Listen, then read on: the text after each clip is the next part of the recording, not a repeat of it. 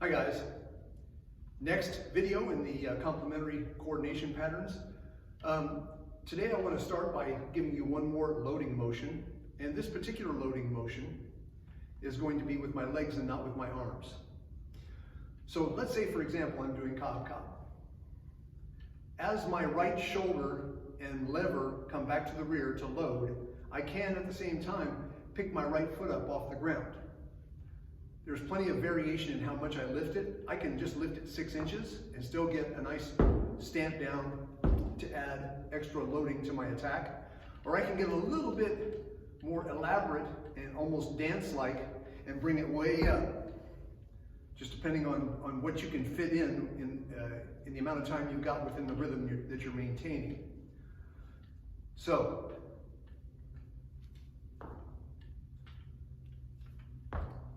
I can add in the stamp. Now, I can add an arm loading motion to that. So let's take our high thrust load.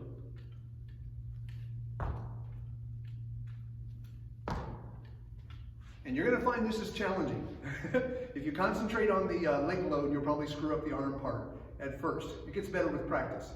And once you get used to doing it, it really juices up how hard you can strike with that forehand. As always, be careful of your partner's hand. So that takes care of our new loading motion, and that's not enough material to fill out one video. So I want to show you another concept, new concept for 1 BPH striking, and that is the concept of the closed position. So far we've worked in the open position, and open means that neither of my two forearms is across my body. So this is open, double high, double low, low high, there can be middle, any mixture of those is open. Crossed, we worked at crossed a little bit, or depending on which order you're watching these videos in, maybe you haven't, but we're not working on crossed in this video. And then closed is one arm is across and the other one's not. And it's a family, so there are variations. This is the position or the variation we'll be working with today. It's called closed low because the crossing arm is below the non-crossing arm. There's closed outside, where the crossing arm is at about midpoint on the forearm of the other arm. And there's closed high, where the closed crossing arm is well above the other one, and usually the other one is chambered down here this way. Today we're going to be working in closed low. And I'm introducing closed position to add in another pattern of 1 BPH, and also another way of playing with our single X. So let's take the first one. As I'm making cob-cob, I can simply slice one of my strikes through, and that puts me into closed position. Now once I'm there, one simple option I have is to just pick up the single lever X with the other lever for as many beats as I want to. Now here's a problem. I can't follow the normal pattern of getting out of this by chopping this strike, because this stick is out of position for that. So I need to do something different, okay?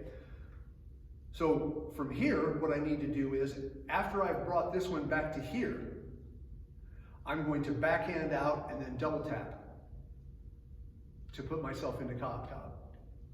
So I'm doing cob-cob, I slice across into making my X here, and after I've come this way, I slice out and double tap. I chop on the second hit. Let's do that a little slower so you can watch it. I'm making the X with the top lever in closed position, and as I finish with a backhand, which puts both levers on this side, I do one extra backhand with this one, and I double tap it and bring it back as a chop. And that puts me back from that position, from the closed position single lever X, as opposed to the open position single lever X, puts me back into the flow. Now there's another way to practice 1 BPH patterns from this closed position, and it's what I call overlapping X's. And overlapping X's are fairly simple. I can actually start with either lever. I can start with the bottom one or the top one, and each one executes 2 beats of an X followed by 2 beats of an X from the other one.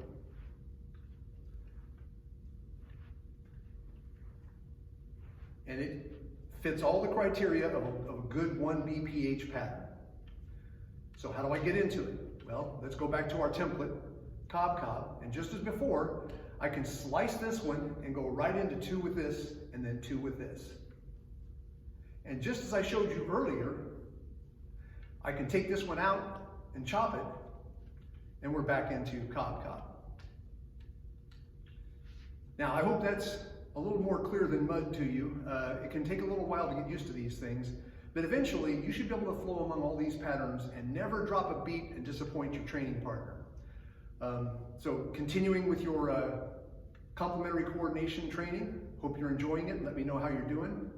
Back next time with more complementary coordination patterns.